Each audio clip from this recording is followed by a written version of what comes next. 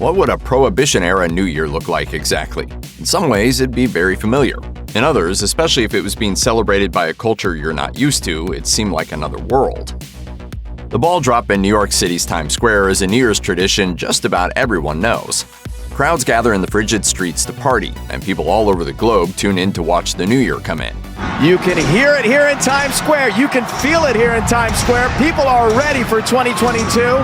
But how did this annual ritual begin? According to Royal Museum's Greenwich, timekeeping with a ball started at England's Royal Observatory in 1833 with a scarlet time ball located atop Flamsteed House. Ships navigating the Thames and some London residents used it to tell time. By the mid-19th century, the New Yorker notes that there were at least a dozen time balls at ports around the globe. Spectators began flocking to Times Square in 1904, but it would take 3 more years before the first ball got installed. Over the decades, 7 versions of this ball have helped celebrants count down to January 1st. In 1920, partiers watched a 400-pound wrought iron ball make the descent. This ball was used until 1955, when a 150-pound aluminum ball replaced it.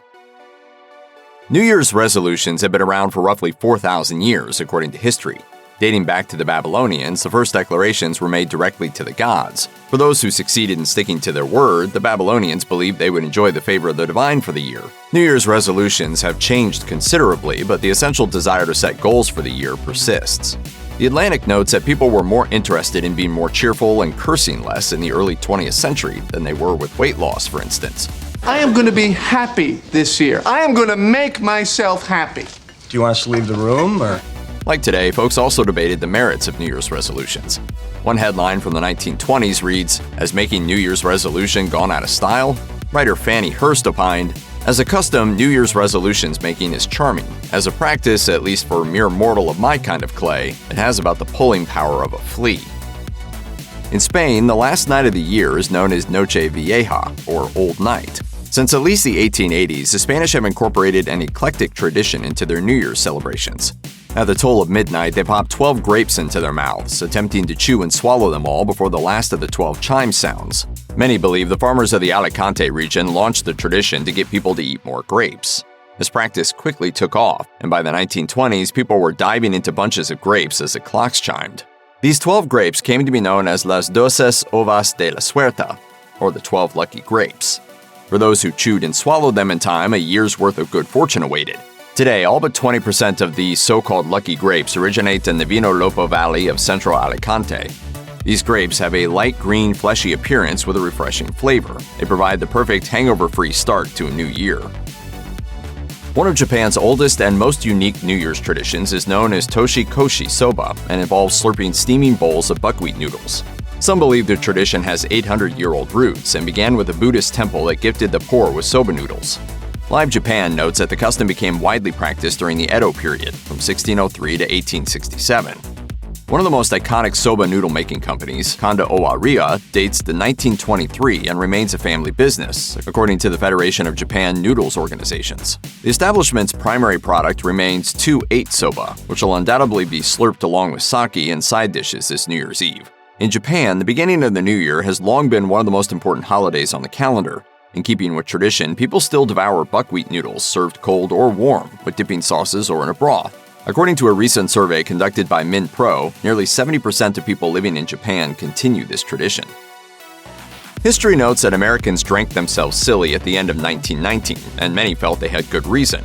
Prohibition loomed with a start date of January 17, 1920. As one person put it, according to Gothamist, "With Prohibition coming in, 'twill be a dull country." Indeed, New Year's Eve 1920 would go down as agreeably dull, according to the New York Herald. The newspaper lamented, "A year ago, the stuff could be toted around with perfect legality, and in the course of the revelry, thousands of bottles of it were given away to diners by restaurant men who took Prohibition seriously and now curse their folly." The stuff being discussed was almost certainly champagne. In 1850, champagne sales sat around 6 million bottles per year, but by 1900, this figure skyrocketed to 28 million, with a good portion of it dedicated to ringing in another year. In New York City, many establishments had champagne-only policies after 9 p.m. on New Year's Eve, according to WineBid. Prohibition put a damper on serving bubbly at legit establishments in the 1920s. Like other alcoholic beverages, sales went underground at secret speakeasies, but it would have been freely savored in other parts of the world. According to Paste magazine, the Dutch have long feasted on oliebollen, or oily balls. These are deep-fried, sugar-dusted confections, a traditional treat that stretches back to the 10th century. They also have some dark roots. In pre-Christian times, the Dutch ate oliebollen to defend against the cruelty of the pagan goddess Perchta. Tormented by an unquenchable hunger, she sliced her victims' stomachs to get the food inside.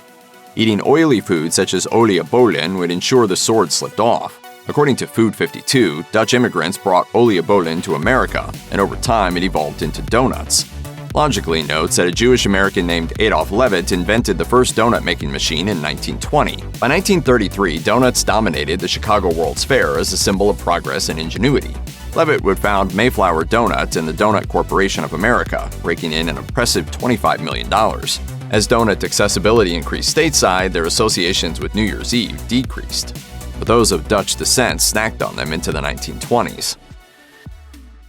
According to the Culture Trip, Brazilians pay homage to the pagan Afro-Brazilian goddess of the sea, Iemanjá, on New Year's. The University of Texas at Austin notes that West Africans first arrived in Brazil as slaves in 1530.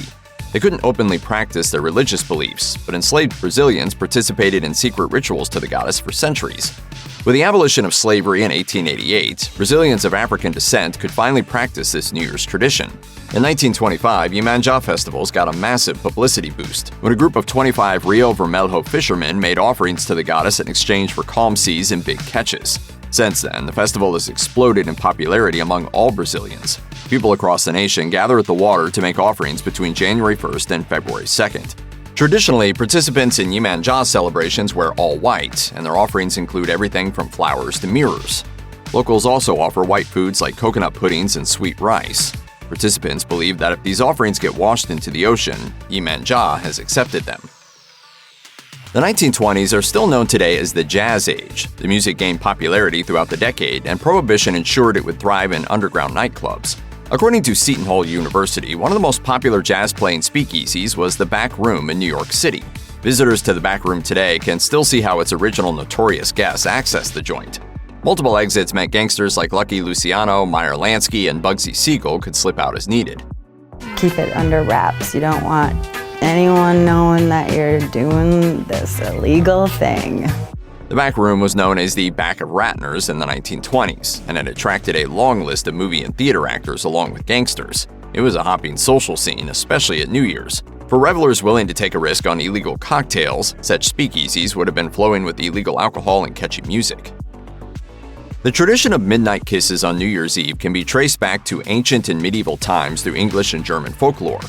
Christina Fitzgerald, a professor at the University of Toledo, notes that one of the earliest mentions of a midnight kiss on December 31st came from the Arthurian legend Sir Gawain and the Green Knight. Other historians believe the tradition goes back even further, pointing to ancient Rome's Saturnalia, the winter solstice celebration that involved plenty of public drunkenness and presumably kissing.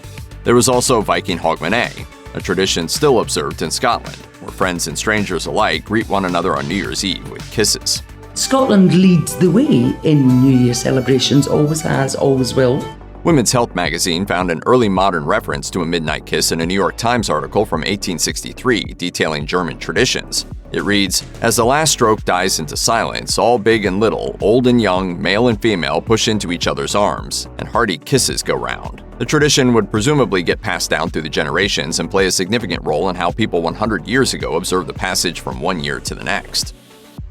One of the most anticipated parts of New Year's Eve celebrations remains the launching of fireworks. These dramatic displays have existed for hundreds of years, with their origins stretching back into ancient Chinese culture. According to China Highlights, pyrotechnics have long been a part of Chinese New Year's celebrations. Chinese New Year, also known as the Lunar New Year, falls between January 21st and February 20th on the lunar calendar. These flashy festivities date back to at least the 2nd century BC, when the first natural firecrackers, bamboo stalks, would get tossed into fires to explode. According to a history of fireworks by the American Pyrotechnics Association, hollow air pockets within the bamboo fueled these explosions as they overheated. Centuries later, gunpowder would pack a far more serious punch. But all the explosions shared something in common: the desire to ward off evil spirits and ensure a bright future in the new year. And this tradition would spread internationally, marking a vital part of festivities around the globe.